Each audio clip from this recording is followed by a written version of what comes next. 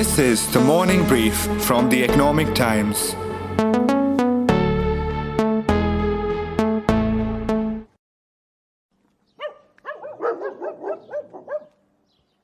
I was wanted a pet, and COVID gave me the wonderful opportunity. I could somehow convince my wife to get a pet. When I got a pet, I grossly underestimated the pain.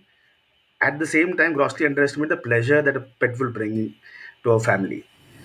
That's Mihir Shah, whose story is similar to thousands who took on the role of being pet parents during the pandemic. But it was not all rosy. So while we were enjoying the pleasure, it was the pain was bothering me. Then I started looking out in market. Are there any service providers who could solve those pains? I wanted something more locally, more reliable, where I could rely on. But those things were not available or very expensive. But he soon found a silver lining. Then the entrepreneur man said that there is a business opportunity. That's how the business came about. Mihir quit his job and is now the co-founder of Woof and Goof Pet Care Services. And he is not alone. Hundreds of business owners have converted their love for pets into a living. And it's not a small pet project. The pet care industry in India is pegged to be anywhere between 7,500 to 9,000 crore rupees ecosystem. In fact, the space has become so hot and attractive now that large listed consumer companies like Nestle India and Imami have recently announced their small forays into this segment through acquisitions. It is Friday, the 5th of August. From the Economic Times, I'm your host Kiran Somvanshi, and you are listening to Furrynomics, the business of pets, on the morning brief. We explore the good, bad, and sometimes the ugly side of India's pet economy.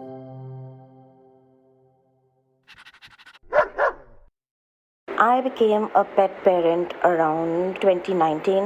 I have been a pet parent for a little over 8 years now. I've been a pet sibling and then a pet parent for as long as I can remember. I've been a pet parent for almost 10.5 years now. So pets have been part of Indian households for quite a while. But what has changed is the pet pampering, the care, and the cost. My expenses on only food ranges from 5 to 6,000 per month. We've always had stray dogs in our family. We've incurred very less expense in raising her, maybe under 1,000 rupees a year. Pets are fairly expensive. You end up spending anything between 2 to 5,000 rupees a month, depending on the size of your pet. Monthly food costs, pet supplies, the grooming and maintenance costs, and the pet visits can range anywhere between 8,000 to 15,000. We spend somewhere about 10 to 15,000 rupees a month on her food and toiletries. And this increasing expenditure is not just limited to food and medicines.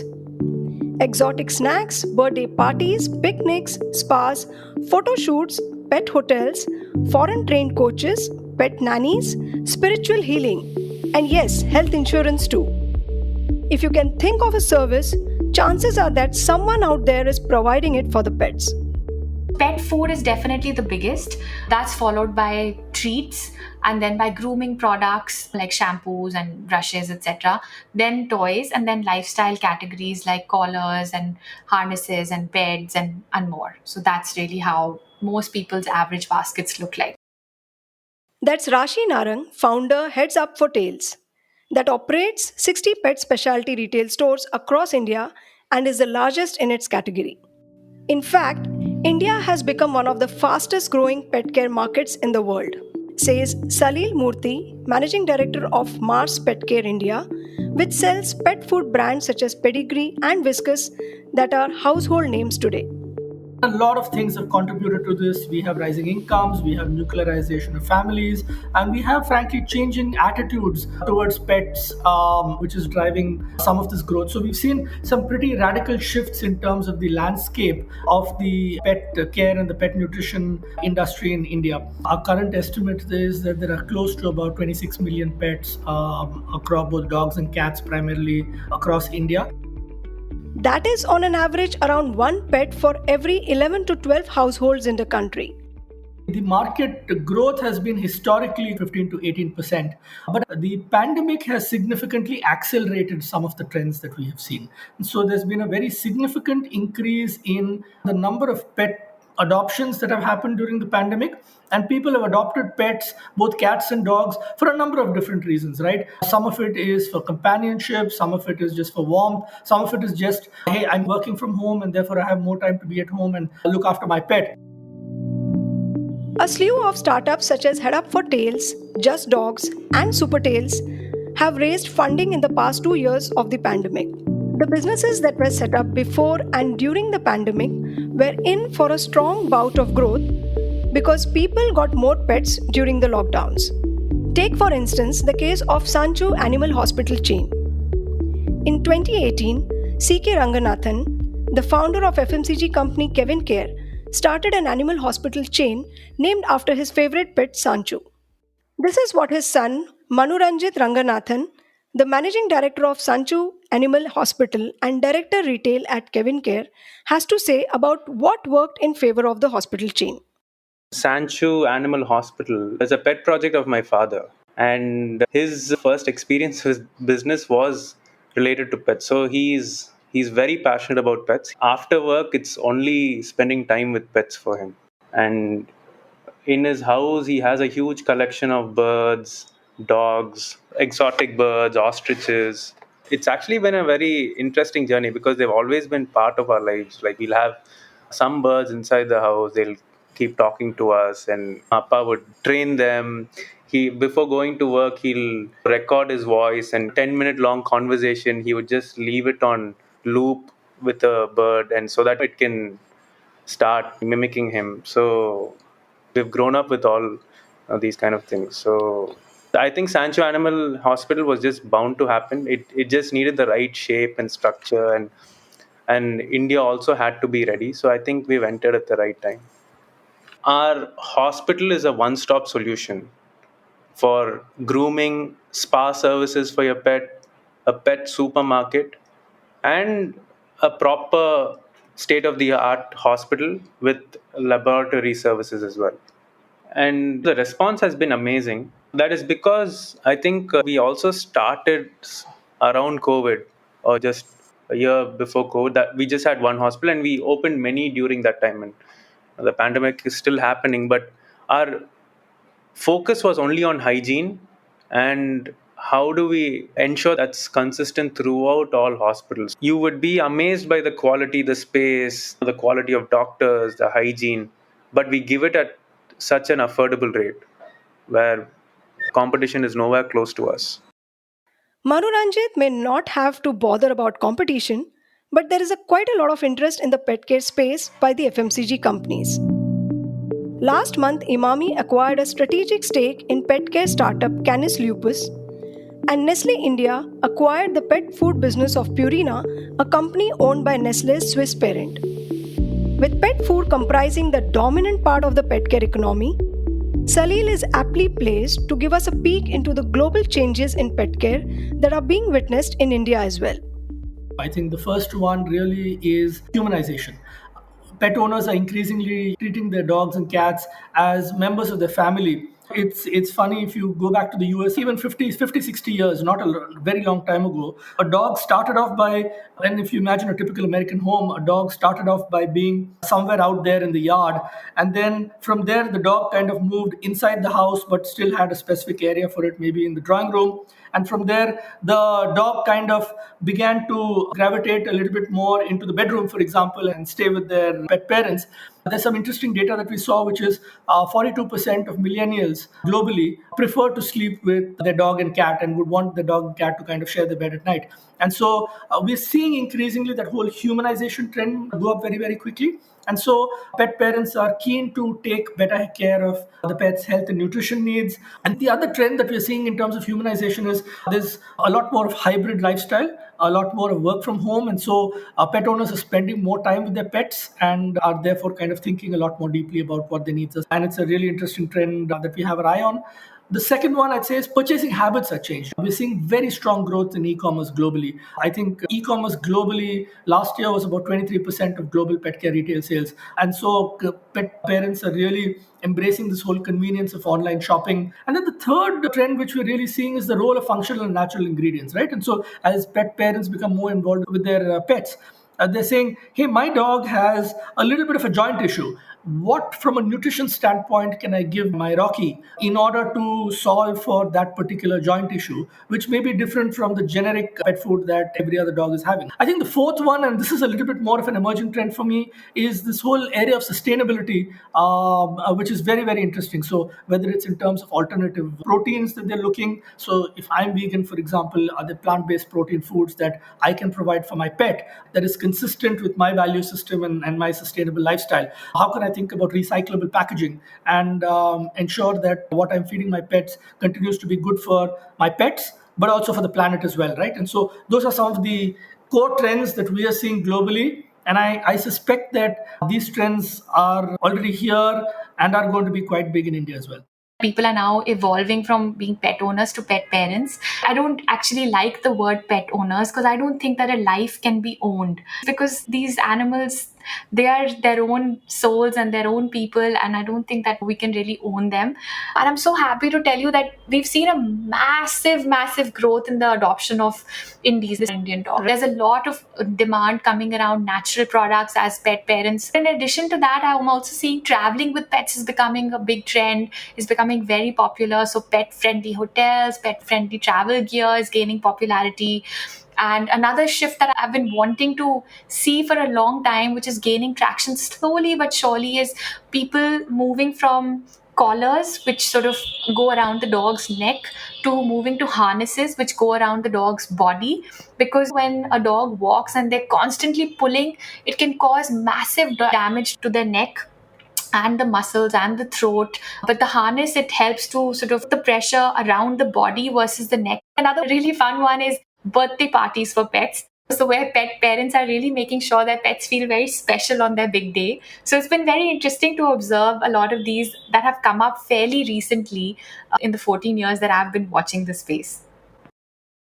Oh, I clearly remember being impressed attending a lavish lawn party organized to celebrate a pet's first birthday. Interestingly, there are two more trends that are seen in the case of pet ownership in India. First is that it is not just an urban phenomenon. When I came into this category, I really expected this to be a very top metro kind of a phenomenon. Your top cities like a Delhi or a Mumbai or a Bangalore, for example. And it's true, those metros are doing extraordinarily well. But one of the things that we are seeing is that the overall market in India has been just growing, and the growth is pretty secular. So you're seeing a lot of growth across your metros, but also across your tier 2 town or your smaller towns, your your Indore and your Trichy and your Madurais and your Lucknows and so on and so forth. We're seeing a lot of what I would call pent up demand that is really driving the growth of the category as well. Secondly, it is no longer just about dogs. They now have competition from the cats too. Cats is a really big growing segment. I think that as compared to dogs, cats need very, very little maintenance. They're very clean. You don't need to take them for a walk. They're fairly self-sufficient. They can be left home for sort of longer periods of time when you're at work. And they can be okay alone. And I think that for a lot of the millennials and the younger Gen Zs, there's a lot of growth in having cats as pets. They make for wonderful pets. So we're definitely seeing a lot of growth from a cat food standpoint. Our dog food business continues to grow strongly as well, but the cat food base was lower, and therefore we are seeing higher growth on a year-on-year basis. One of the things that we are doing as a company is bringing in a greater range of products that meet the needs of cats. While there are so many positive demographic trends playing out for the industry, there are challenges too. As Rashi tells me, it has not been an easy journey for her. When we started the company, where we had to sort of build out products, talk to our customers, do a lot of design thinking, build prototypes, then take it to vendors and factories where most people shut the door on us and refused to work with us because they considered it a very inferior job. And so, but that helped us to build out a supply chain. Then we went to stores to put the products. More than 200 stores said, no, this is not going to work. So then we had to build out the front end and build our own stores. And it took a long time where customers also said, but wait, why do I need this? For years, I've been feeding my dog milk and roti or why do I need to buy a toy? My dogs never needed it. So just explaining how our lifestyles have changed, how dogs went from being in large, big areas to small apartments, and so many other things. So it's taken so long. And I think currently one of the challenges, definitely the size of the market and the number of players. It's fairly crowded at the moment. A lot of them are just sort of here because the pet industry is fairly hot. They want to try their hand at it, but it's not really an industry like that. It needs a lot more time, a lot of EQ, a lot of patience. Besides being small, the industry is also largely unorganized with its fair share of issues that Mihir points out. Staffing is a big problem in terms of hiring right kind of people, because India doesn't have norms, India doesn't have certification. The lack of norms is also faced by customers. When customer wants to go for a trainer, they have to just rely on word of mouth. Interestingly, I happened to meet a animal officer at a municipal corporation, and I was checking with her why are no funeral places in Thane, for example. And of all the challenges, she happened to mention that one of the challenges for her to find a funeral place is the land acquisition. So government is facing a land acquisition problem for businesses like this. So these are early challenges where industry is new, people are new, government is not even aware, and people are not aware. The pet industry is slowly getting organized. They're getting in touch with each other. They're helping each other, creating self-appointed rule. I mean, government doesn't exist most of the places right now in the pet industry. We have to self-govern ourselves in terms of what to do and how can we serve better. How can we reduce the pain points of the pet parents? Talking about pain, what about the medicines that are given to the pets? Most of the common ailments, human medicine is what is suggested. So there isn't a great challenge in sourcing or anything like that. But wouldn't it be better if there are more animal centric medicines coming up? I think that will happen as the industry grows. So somebody in that aspect of the industry, when they invest and come in, I think it is bound to happen because the industry is going through a big growth. While the pain points are being reduced, there is a marked premiumization happening in the pet care segment. Niche and expensive product offerings are quite common. When you enter a new industry that is unexplored, the prices will mostly be high because competition is low. So the margins or the profits will be very high. So once there's somebody like us who's come in and wants to change this industry in an organized way, prices do tend to drop. So I think the prices in this industry have been very high for no reason, and the only reason can be there were only few people providing these services, right? So they were able to charge that premium. I think it's the end consumers are going to benefit out of all of these investments and big players coming in. Investments and big players are all great and welcome. But can the industry sustain the exceptional growth levels seen during the pandemic that had attracted the investors? I think for sure there's going to be some form of normalization. More and more pet parents begin to go back to work. There's going to be a little bit of a decline in terms of pet adoption, and so there will be, I think, a leveling off in terms of the number of pets necessarily. While we'll still see growth, it may not be at that super accelerated pace that we saw over the last couple of years. That said, though, what the pandemic has done is really significantly increase the level of awareness amongst consumers about the importance of getting the right nutrition to their pets, and that will continue to stay. And there's more and more information available online. Like you said, more brands are coming in, which drives availability, both physical availability as well as mental availability for our consumers. And then we've also begun to see some of that pent up demand getting unleashed from some of your smaller cities, whether it's through pet specialty stores or some of the supermarkets and other channels as well. The reality is the category is still quite small, Kiran, and pet parent penetration continues to be pretty low. 67% of pet parents in India are first time pet parents. The corresponding number for the US is something like 30%. It's about half of that. And so, for I think companies which have a truly long term vision, are really willing to invest in this category, they should see some good growth. And what about the high inflationary times that we are living in? As a discretionary consumption, wouldn't expenditure on pets be impacted due to inflation? I don't think the medical services that will have an impact. The grooming services might have an impact, and the pet feed and accessories. But pets are a family member. That's how many of our customers see their pet as. So when it comes to that, they don't compromise on spending for them. So it'll be interesting to see the next few months. I wouldn't say consumers are behaving differently only for pet, but if you have high levels of inflation, you're a little bit more conscious about how much you spend. And so instead of buying a 3 kilo pack, you might buy a 2 kilo pack. So that definitely becomes one.